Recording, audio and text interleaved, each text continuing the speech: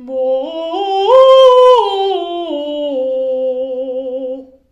je suis en train de faire ce qu'on appelle un échauffement vocal, donc en l'occurrence en lyrique, dans le domaine de l'opéra si vous préférez. J'ai sorti d'ailleurs il y a peu une vidéo dans laquelle j'explique ce qu'est le chant lyrique. Ça rime. Des échauffements vocaux, il en existe de multiples. Moi, à chaque fois, j'en fais au moins un petit peu avant d'interpréter du répertoire, c'est-à-dire avant de chanter des morceaux à proprement parler.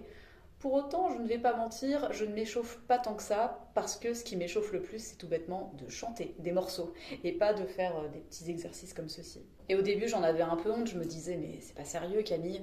Et puis en fait, je me suis rendu compte, alors c'est pas non plus une loi universelle, mais que pour des voix assez, j'allais dire assez graves, assez médium comme la mienne, en réalité, souvent, ce qui aide le plus, c'est de chanter du répertoire. Alors, faut pas non plus d'emblée se lancer dans des choses trop compliquées, trop difficiles qui peuvent nous faire mal aux cordes vocales.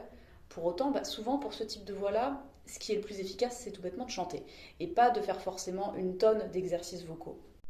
Alors que j'ai l'impression que pour des voix plus aiguës, que pour le registre de soprane, puisque moi je suis mezzo-soprano, c'est un peu plus grave, j'ai l'impression que pour les sopranes, il y a beaucoup plus de petits exercices qui sont requis et j'ai l'impression que ces femmes-là ont plus besoin d'exercices. C'est ni bien ni mal, hein, bien sûr, c'est juste que voilà, chacun est différent. Encore une fois, ce que je remarque, c'est des généralités par rapport aux registres différents, mais ça varie effectivement d'une personne à l'autre. Donc quand j'ai participé à mon premier opéra il y a quelques mois, à La Belle Hélène, j'avais un collègue baryton.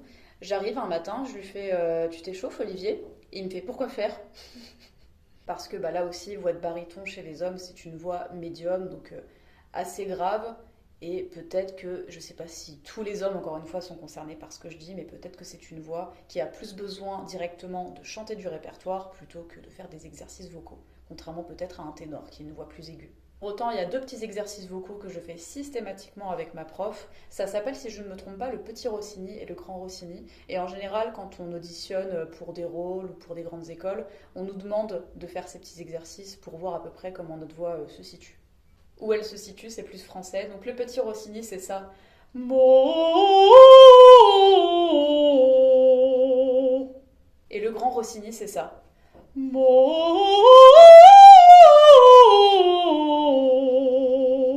C'est donc une partie de l'envers du décor. Sur ce, n'hésitez pas à vous abonner. Ici, donc, je chante de l'opéra, mais je propose aussi des imitations humoristiques et je parle d'art au pluriel de manière générale. J'ai aussi un autre compte qui s'appelle Sophie Enquête, le lien est dans ma bio, sur lequel j'aborde des sujets de réflexion plus ou moins légers. Sur ce compte-là, autant que sur l'autre, n'hésitez pas à activer la petite cloche de notification de façon à ne rien louper, strictement rien louper de ce que je propose et à éviter ainsi que je ne sois que dans vos pour toi.